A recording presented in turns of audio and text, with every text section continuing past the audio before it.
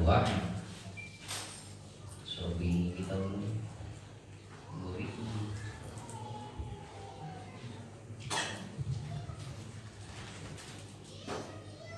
Bismillahirrahmanirrahim. Qala al-muallifu rahimahullahu ta'ala nafa'ana bi ulumihi amin. Halaman salapan ya. Ahaduha ari salah sahijina tina rukun iman anu genep eta antuk mina yen imankeun anjeun billahi ka Allah bi anta takida surahna yen nekadkeun anjeun alat tafsili netepan kana secara terperinci Anallaha ta'ala kana saestuna Allah ta'ala eta maujudun anu aya qadimun tur anu ayana teu aya mimitina baqin tur anu ayana teu ditungtungan jeung kaselangku mukhalifun anu ngabedaan anu nyulayaan lil hawadisi pikeun saban-saban hawadis mustagnin anu teu mikabutuh an kulli syai'in tina saban-saban perkara wahidun anu tunggal qadirun anu kawasa muridun anu nangtukeun alimun anu uninga samiun anu ngarungu basyirun tur anu ningali mutakallimun tur anu gagawuh wa alal ijmali jeung surahna yen nekadkeun secara ijmal secara global Analillahi kana saestuna eta tetepikeun zat Allah naon kamalatin pirang-pirang kasampurnaan la tatanaha anu teu aya akhirna naon hamalah walam jeung kudu terang anjeun annal maujudati saestuna pirang-pirang maujud binisbati kalawan dihubungkeun lil istighnai tina sugihna tina teu butuhna anil mahali tina mahal wal muhassisi jeung tina muhassis wa adamihi jeung eueuhna istighna eta arbaatun aya opat halawalu anu nomor kahijina eta ma perkara layak takiru anu teu mikabutuh naon ma lahu kana mahal jeung muhassis ma'an barina bareng wa huwa jeung ari ma layak takiru eta zatullahi zat Allah asani ari nomor kadua eta aksuhu sabalikna ma layak takiru berarti yak takiru wa huwa jeung ari aksu eta sifatul hawadisi pirang-pirang sifat hawadis akalisu ari nomor katiduna eta ma perkara yakumu anu menggon naon perkara bimahalin kana mahal dunal muhassisi henteu kana muhassis wa huwa jeung ari ma yakumu bimahal dunal muhassis eta sifatul bari sifat anu tukang midamel alladzi anu yakhluqu midamul sopoladi al khalaqa ka makhluk wa yudhiruhum jeung ngadohirkeun salani ka khalqun minal adami tina adam tina eueuh ar-rabi'u jeung ari nomor kaofatna eta aksuhu sabalikna mayakumu bimahal wa huwa jeung ari aksu eta zatul makhlukina datna pirang-pirang makhluk Faidatun nari hiji faedah man sing sajalma taroka anu ninggalkeun saman arba'a kalimatin kana opat pirang-pirang kalimat kamula mangka sampurna non imanhu imana siman aina hiji kalimat aina wa kaifa jeung kadua kalimat kaifa wa mata jeung katiuna kalimat mata wa kam jeung kaopatna maku kam kalimat kam. Fa in qala mangka lamun ngomong lamun nyarita laka pikeun anjeun saha qailun anu ngomong aina Allahu aina eta di mana Allahu ari Allah pajawabu mangka ari jawabna kasih qail laisa bi makanin laisa henteu sa Allah eta bi makanin aya dina hiji tempat walayamuru jeung teu ngaliwat alaika Allah non zaman wa in qala jeung lamun ngucap saha qail laka kanjeun kaifa Allah kaifa eta kumaha Allahu ari Allah pakul mangka ngucap anjeun kasih qail laisa kamislihi syai'un laisa henteu aya sa Allah eta kamisli saperti Allah opo syai'un naon-naon. Wa in qala jeung lamun mah ngucap si qail laka kanjeun mata Allah mata eta iraha sa Allahu ari Allah pakul mangka ngucap anjeun lahu pikeun si qail awalan ari Allah eta awalan mimiti bila tibain tanpa awal tanpa kawitan wa akhirun jeung ari Allah teh wa akhirun jeung ari Allah teh anu panungtung bilantihain bari teu aya panungtungan. Wa in qala jeung lamun ngucap laka pikeun anjeun saqa ilun anu ngomong kamullahu kae kam eta sabara Allahu ari Allah pakul mangka ngucap anjeun lahu pikeun si qail ari Allah teh eta wahidun anu tunggal bari tunggalna teh lamin kilatin lain tina saeutik kul huwallahu ahad kul ucapkeun ku anjeun Muhammad huwa ari kalakuan eta Allahu ari Allah eta ahadun anu tunggal baca we barakah sebaliknya.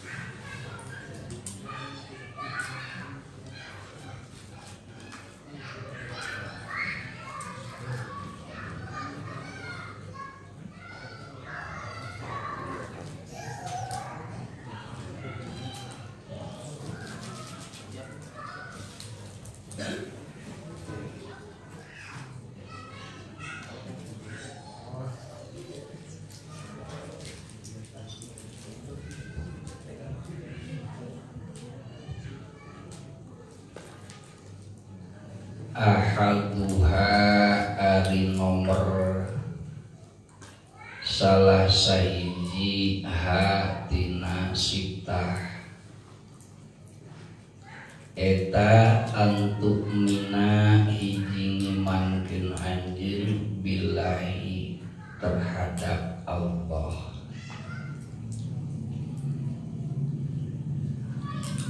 Seandaina urang rek nyederhanakeun tina ieu bahasan keur ka budak, keur ka anak didik nu can bisa mikir cukup we bahasan teh hiji rukun iman teh ngimankeun terhadap Allah teu we sakitu. Eta lamun keur anak didik anu can bisa mikir. Kusabab urang malain budak SD, kusabab urang malain budak PAUD, ya otomatis atuh kudu hafal amun maksudna antuk minah billah. Sabab bahasa iman gampang diucapkeunana, bahasa Islam oge gampang. Saya adalah mukmin, saya adalah muslim, gampang diucapkeunana walaupun teuing wah bener wah henteu ieu jalma teh mukmin atawa henteuna, muslim atawa henteuna. Maka pikeun ngukur keimanan seseorang terhadap Allah, maka ku Syekh Nawawi dieu dijelaskeun supaya urang paham, supaya urang ngerti apakah bener urang teh geus iman ka Allah atawa teu acan. Ulah sampai iman teh ceuk pengakuan unggul. Sabab dina urusan iman mah teu rek ngitung kana pengakuan jalma, tapi iman mah kudu aya status pengakuan ti Allah, aya status pengakuan ti Rasul. Iman mah kayak kumaha carana urang ngitung ngukur apakah iman urang teh statusna geus diakui ku Allah, apakah iman urang teh statusna geus diakui ku Rasul. Kembalikeun kana barometer syariat nyatana ilmu. Maka ilmu adalah perkara nu jadi barometer, jadi ukuran keur membenarkan sesuatu. Jadi Allah mutus Rasul mawa Al-Quran, Rasul ningakeun hadis ka dieu na ditafsiran ku para ulama, ku para ustad, ku para kiai, lamun beleh dieuna tah ngukur status keimanan seseorang apabila diakui ku Allah, diakui ku Rasul, berarti dibenarkan menurut koridor. Jeung Allah teu panggil urang, jeung Rasul teu panggil, teu apal ieu teh urang teh bener teu iman, bener teu iman. Tah keur ngitung bener jeung henteu iman, kembalikeun kana ilmu. Lamun ceuk ilmu, ceuk aturan geus iman, berarti iman urang aya pengakuan ti Allah, aya pengakuan ti Rasul. Maka di dieu ku Syekh Nawawi dikuningakeun supados urang tiasa ngukur keimanan urang ka Allah apakah tos diakui atawa tidak. Mana dawu Syekh Nawawi di dieu biang takida hiji nekadkeun anjeun ala tafsili secara tafsir wa ala ijmali jeung nekadkeun ka Allah secara ijmal. Jadi atuh aya dua ukuran keur urang ningakeun iman can ka Allah. Hiji aya iktikad secara tafsili, nomor kaduana aya iktikad secara ijmali. Kenaon ari tafsili? Tafsili teh secara terperinci, satu persatu kudu diketahui, satu persatu kudu ditekadkeun. naon secara ijmali, secara globalna borongan, secara boronganana aya perkara anu urang wajib nekatkeun secara ijmal, secara globalna. Jadi dua atuh. Iktikad urang keur nguningakeun, keur ngukur bahwa urang teh antuk minabillah, urang teh ngimankeun ka Allah, antuk minayen ngimankeun anjeun billahi ka Allah, nu jadi ukuranana dua. Hiji iktikad secara tafsili, nomor kedua cek Syekh Nawawi di dieu iktikad secara ijmali.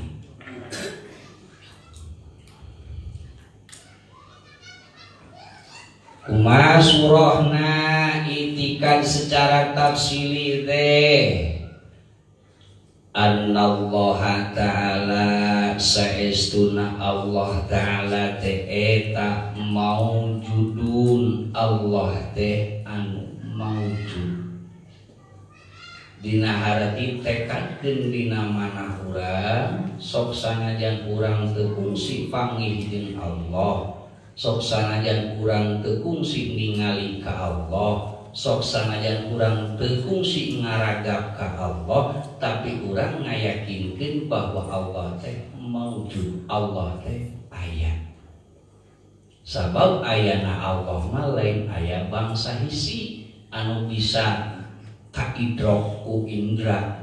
Allah mah lain perkara, lain dat nu bisa ditingali, kanyahoanana teh lain dat nu bisa diragap, lain dat nu bisa didengekeun. Dan ari Allah mah ayatna teh kapanggihna teh bil akli dina akal. Kunaon sabab akal bisa manggihan Allah? Kusabab wujudu hadil makhluk, ayana ieu makhluk eta teh nu ngarespon kana akal urang bahwa Allah teh adalah maujudun, Allah teh aya, walaupun cek tadi urang teu kungsi panggih jeung Allah, teu kungsi ningali ka Allah, teu kungsi nguping kana kalamna Allah, tapi timbul keyakinan. Di mana datangna keyakinan? Tina akal. Nah, akal bisa mikirkeun sabab aya dalil ayana mana wujudu hadil makhluk, ayana ieu makhluk nu ngajadikeun respon akal urang ngayakinkeun kana hate, oh Allah teh yakin aya, cek hate urang tekadkeun Allah teh aya. Bari ayana Allah eta teh hukumna teh wajibul akli, dina hati akal urang teu narima lamun Allah meunang eueuhna. Eta nu dimaksud nekatkeun maujudun, Allah teh aya. Ji eta nomor kaduana cek Syekh Nawawi di dieu qadimun, Allah teh disagedengeun aya Allah teh qadimun, Allah teh anu qadim. Ke kumaha maksudna Allah anu qadim? Allah teh aya, memang aya, bari ayana Allah mah teu kungsi eueuh heula.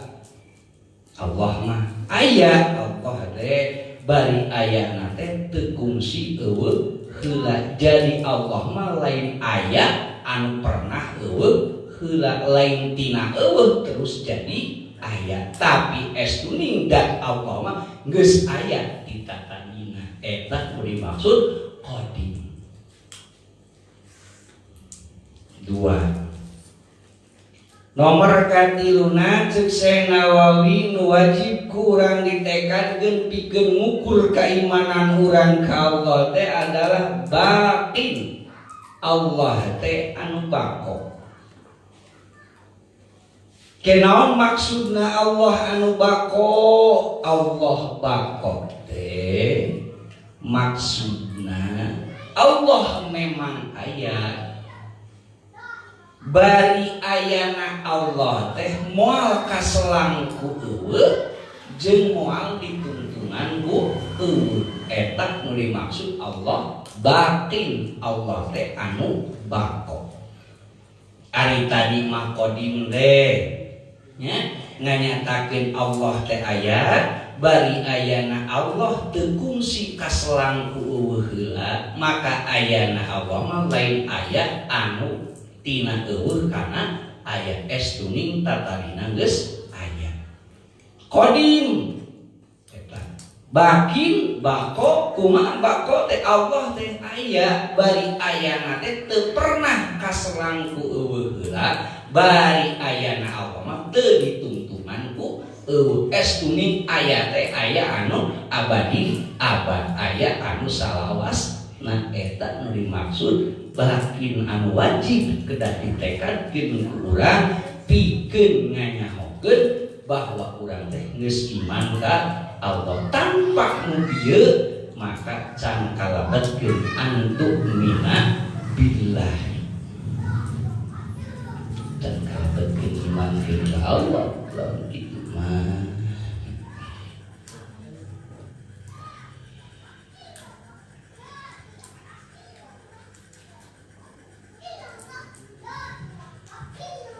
tinggal ukur we dirasakeun di hati urang nya mukhalifun Allah re mukhalifun anu nyulayaan lil hawadisi pikeun pirang-pirang hawadis tegesna pikeun nu salian Allah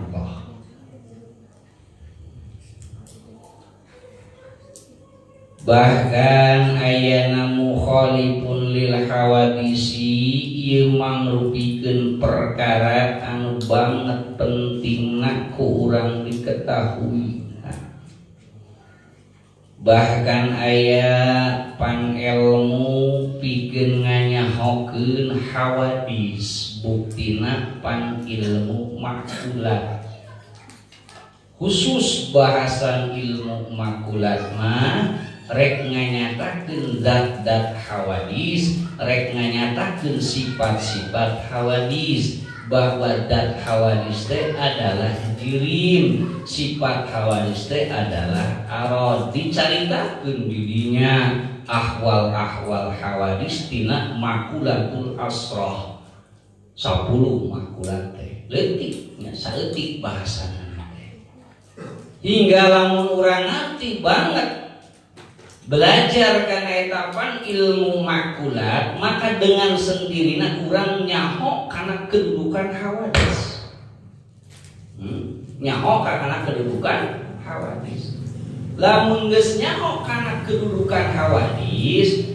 maka ke gampang masalah geunana dina akal urang geus dipinuhan ku pengetahuan tentang hawadis dat hawadis saperti kumaha sifat hawadis saperti kumaha ahwal hawadis saperti kumaha tina makulatul kep makulatul fa'li makulatul infial makulatul mata apalkah kan biasa dayana maka engke gampil masangkeunana bahwa Allah anu diibadahan ku urang mah ditekadkeun beda jeung anu tadi beda anu ceuk ilmu makulat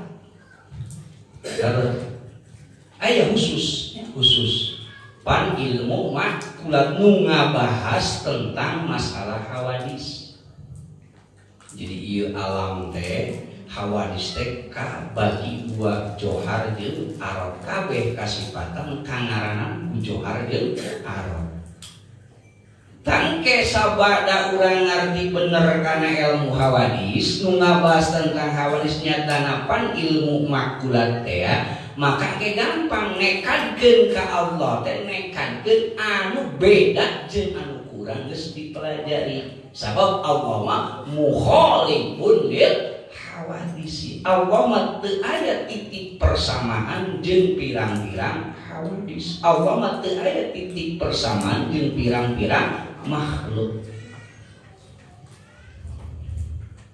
salah satu contoh pan setiap anu kurang katingali eta teh adalah hawadis contoh contoh ieu cacaangna lampu. Cacaangna lampu teh hawadis. Nah, katenyo kasaksiku soca hurung hawadis. Allah mukhalifun lil hawadis, berarti ka Allah mah henteu kasibatan ku hurung. Allah mah henteu kasibatan ku caang. Da ari caang mah eta mah arod anu sok henteu ka hawadis. Maka Allah mah teu kasibatan ku hurung. Allah mah teu kasibatan ku cahaya. Hanas aya bahasa-bahasa mulai Allah nurus samawati wal ard eta mah panjang deui babaranana kedah ditakwilan. Tak perlu belajar ilmu akidah tehnya anu bener teh dininya. Bahkan loba jalma anu dijengkang dina ngambah thariqah teh dina masalah kurang pahamna ka Allah teh mukhalifun lil hawadis. Urang sokong simupin geuningannya aya hiji thariqah gitu budak kitu bari nyaan budak kitu ke geus ngabui nyai cenah kakara geus panggih jeung Allah, berarti Allah teh buri nyai. Eta teu ngarti jelema kana mukhalifun lil hawadis. Da ari cahaya mah eta mah arod anu sok henteu ka hawadis, moal tumetek ka Allah cahayana. Maka teu bisa disebutkeun Allah teh kasifatan ku sifat caang. Da caang mah adalah sifat hawadis. Contoh atawa urang ningali hawadis bahwa hawadis teh ningali urang aya anu leutik aya anu gede nisbat kuring disebutkeun gede lamun dihubungkeun jeung budak 10 tahun.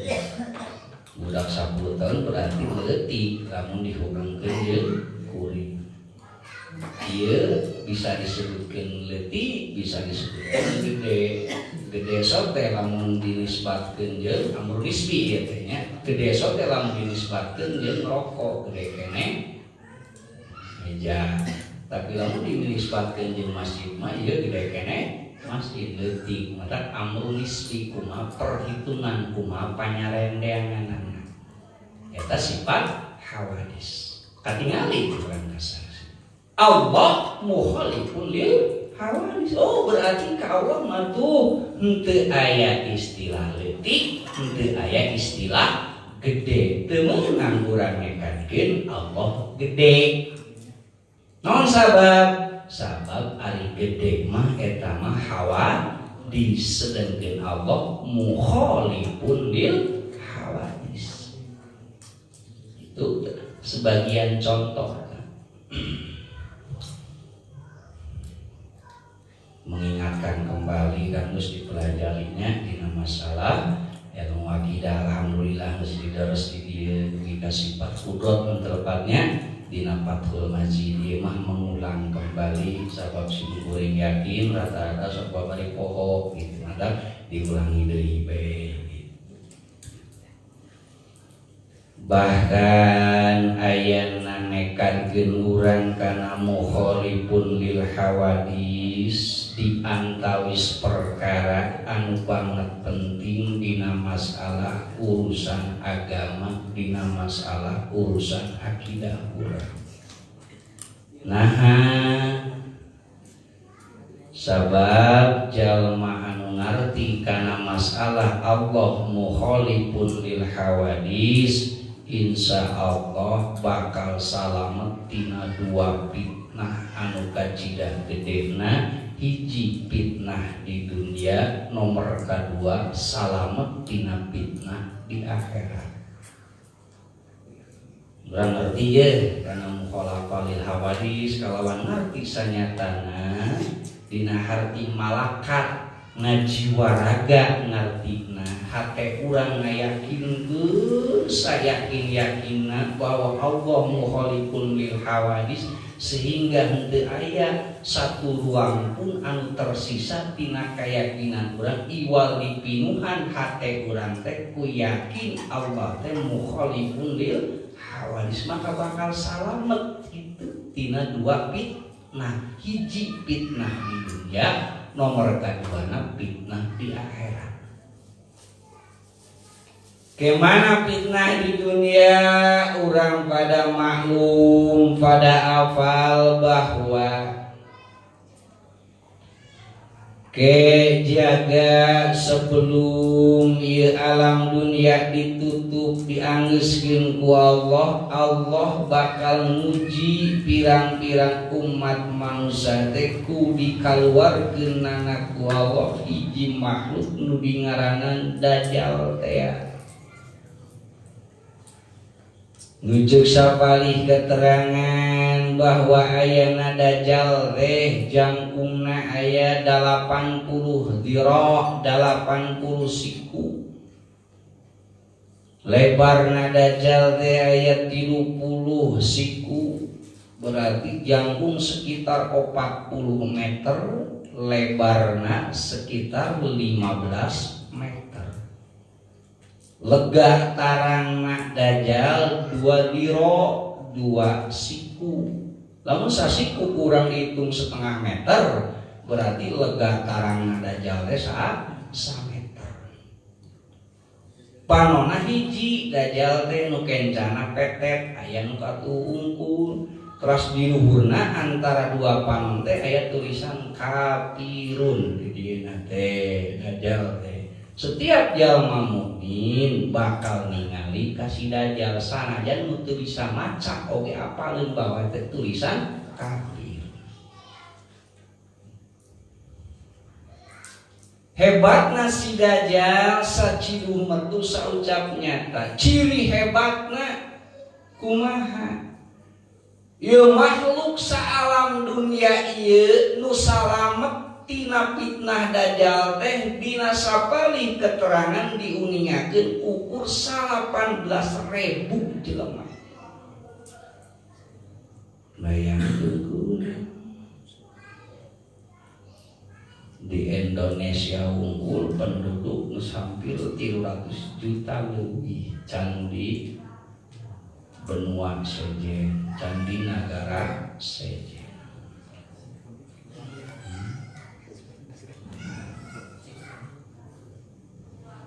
Itu 18.000 mah paling pertilu desa. Rata-rata penduduk desa kan aya kana 6.000-nya. Aya 6.000, 7.000 apal dalam pemilihan kue gini nya sekitar 6.000 sakitu. Berarti pertilu desa 4 desa. Di seluruh makhluk nu salamet teh ukur 18.000, 12.000 ti golongan lalaki, 7.000 ti golongan istri. Kok bisa henteu salamet sabab si Dajjal moal pati-pati jalma ngomong ngajak ka si Dajjal iwal percaya iwal ngimankeun bahwa si Dajjal teh pangeran. Itu diberi kekuatan ku Allah. Maka jalma-jalma anu imanna hanya sakadar iman taklid ngayakinkeun Allah mukhalafal lil hawadis sajan bidhil qalbi dina ruang hate luarna coplok waktu hari kiamat.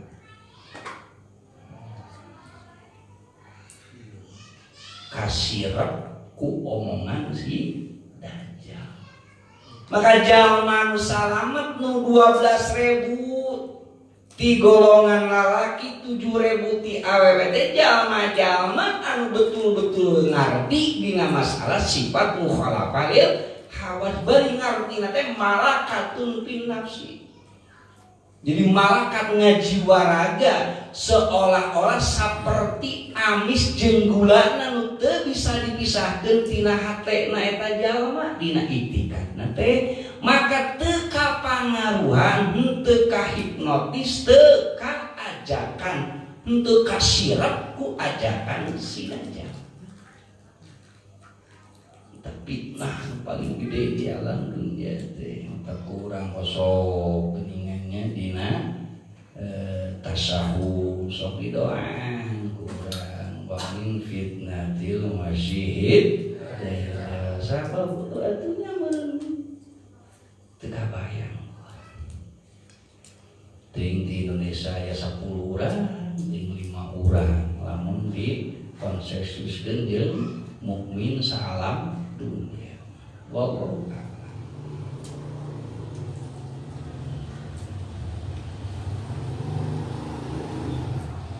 Tong ngarasa kira kuring moal bisa kena fitnah si dajjal kabeh di asruk ti mimiti masrik magrib di asruk ku si dajjal eueuh hiji tempat nu kalewat si dajjal.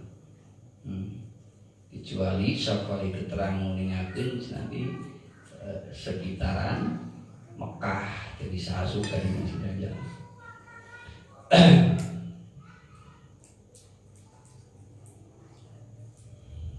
Hiji eta nomor kaduana nyatana fitnah akhirat. Ke kumaha fitnah akhirat teh sabab engke sabada di alam ku Allah dihancurkeun melalui tiupan song-songna malaikat Israfil diganti menjadi peradaban alam tina alam dunia kana alam akhirat. Ke sabada jalma dihudangkeun sakabehna tina pakuburan-pakuburanana rek nu dikubur rek henteu da eta mah bahasa wungkul intina mah nu asup ka alam barzah. Hudang kabeh melentis terus ku Allah teh dikumpulkeun jelema di padang mahsyar tersebut.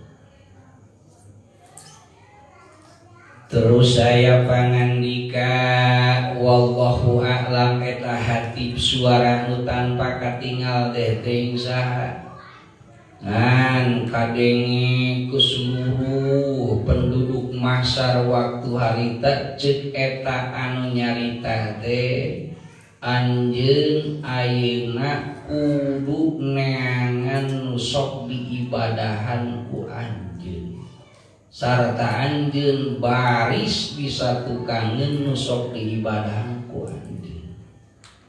Tanalika geus aya mandat saperti kitu jelema dirinya paburincai nu sok ibadah baheula kana panon poe cicing tukangeun panon poe nu sok ibadah baheula kana seuneu cicing dina satukangeun seuneu baris jalma nu sok ibadah kana bulan sarua kitu cicing disatukangeun bulan. Bahkan jalma-jalma Kristen nu sok ngaibadahan ka Nabiullah Isa alaihissalam nu boga anggapan bahwa Isa teh adalah anak Allah. Waktu harita Allah nyalin rupa setan dijadikeun Nabi Isa. Jadi Nabi Isa lain, setan dijadikeun Nabi Isa.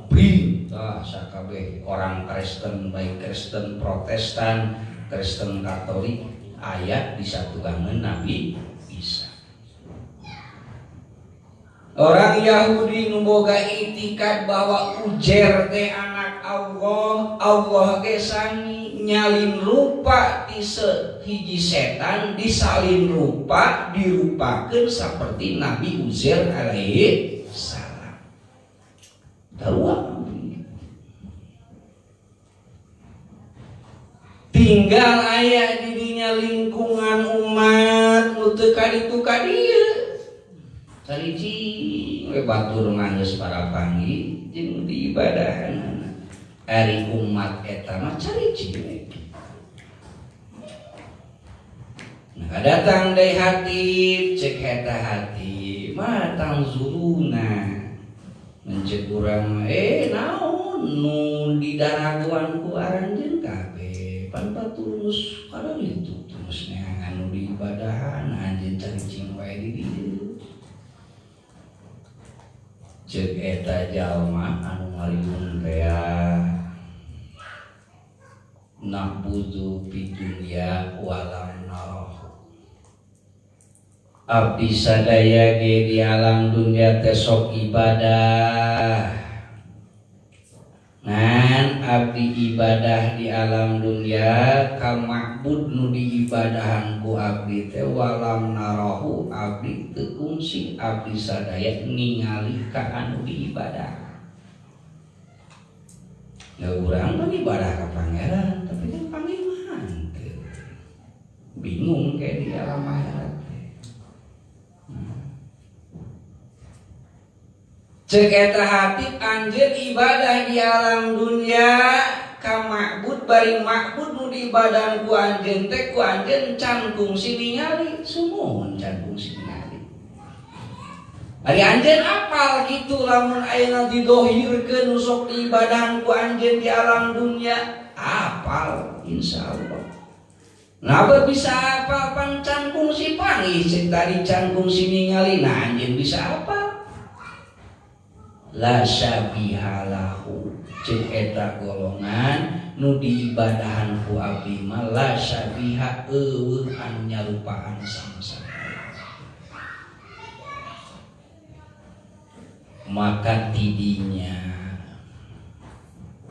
hiber malaikat dikencaeun arasna Allah anu gedena eta malaikat cek dina riwayat lamun teh mah 7 lautan nu kungsi aya di alam dunia sakabeh lautan dikali 7 heug disimpen dina jempolna moal katingali berarti saking ku gede-gede na eta malaikat.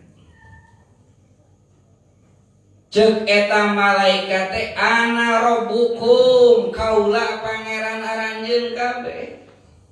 Curing atuh. Nauzubillah min dzalik. Lain ieu mah lain pangeran tekung silila deui kaluar dikaluarkeun dihiberkeun deui malaikat di aras Allah nu belah katu ieu mah leuwih gede. Saking ku gede-gedena eta malaikat nu didohirkeun ku Allah lamun teh mah 14 lautan nu aya di alam dunia dikali 14. Sedangkeun urang apal ieu bumi teh taneuh teh leuwih gede keneh cai leuwih gede lautan tinimbang daratan tak 14 lautan nu kungsi aya di alam dunia teu diteuneuh dina jempol mah eta malaikat sarua lago karo moal katingali. Ceuk eta malaikat sarua ana rabbuhum digeremkeun malaikat teh. Nauzubillah lain. Maka tekung silila Allah tajalli Allah nembongkeun diri umat makhluk waktu harita apal naon sabab apal sifatna bahwa Allah nu diibadahan teh mukhalifun lil hawadis nu katingali waktu harita eueuh titik persamaan jeung anu pernah ditingali di alam dunia. Maka payas juduna sarujud kabeh hampir tah anu iman sakadar iman taklid mah harita lalepas nalika didohirkeun malaikat nu kahiji nyebutkeun rabbukum hampir jalma harita leupas menjadi didohirkeun malaikat nu kadua tah nu salamet waktu harita hingga sarujud teh jalma-jalma anu sanyatana tina mukhalafah lil hawadis. Jadi salamet tina fitnah akhirat. Sabada saujud kabeh cek Allah parfamu subakun cek urang sok carangkan anjeun tina pirang-pirang sujud anjeun carangkan ke makhluk kete alurang tina sujudna kersani Allah rarai-rarai eta jalma teh bararodas leuwih bodas tinimbang bodasna salju sanajan hideung keur di alam dunia bodas mengke teras ieu riungan teh dihieuman ku pirang-pirang cahaya tah jalma-jalma nu ngariung waktu harita teusna jalma-jalma mukmin ku Allah dipaparinan dina raraina cahaya-cahaya saukuran jeung amal-amalna di alam dunia. Aya nu sagede kieu meureun aya anu sagede aqua rupa-rupa. Jadi cahayana teh gitu. Ari bodasna sarua bodas ngan timbul cahaya gumilangna eta rarai digantungkeun tina pemberian Allah tina sabada sujud waktu harita di padang mahsyar dibere ku Allah cahaya jelema seukuran amal tah tos tidinya kakara Allah ngagelarkeun siratal mustaqim mangrupikeun jembatan cukang antara mawakib sinareng sawarga anu dihandapna ngabebelah neraka pan poek dina sirat teh urang teu bisa leumpang pan boga cahaya cek tadi. Jadi urang bisa leumpang melewati sirat anu secara kiasina leuwih leutik tinimbang buk di belah 7 leuwih seukeut tinimbang pedang poek eta teh teu katingal ya segede-gede sok urang buk hiji buk etuna dihanapan teu katingal bari jeung kaayaan poek. Naon sabab seueur neraka teh bideung lain beureum. Seueur neraka teh hideung. Jadi eta teh isyarah bahwa teu katingali sama sakali sirat teh. Ngan lamun jalma boga cahaya anu tadi teh maka gawe karasana teh sabing bilangan cahaya tersebut. Namun dia tuh panas gede cahaya pan lega tuh masjid teh nya sagede kieu kita sirat teh katingalina ku urang. Lamun cahaya kos kanan poe mah leuwih lega sirat katingalina ku urang teh eta ayatna cahaya eta teh timbul di jalma-jalma nu tadi salamet teh eta mukhalifun lil hawadis salamet tina fitnah dunya jeung fitnah akhirat. Allahumma nazzina min hadzanil fitnah. Al-Fatihah.